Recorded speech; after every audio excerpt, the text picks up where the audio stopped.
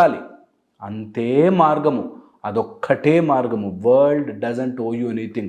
కనీసం నా షడ్డకుడు ఇట్లా చేయలే, కనీసం బాబా బాబా అంటాడు వాడు చేయలే, ఎవ్వరు చేయరు.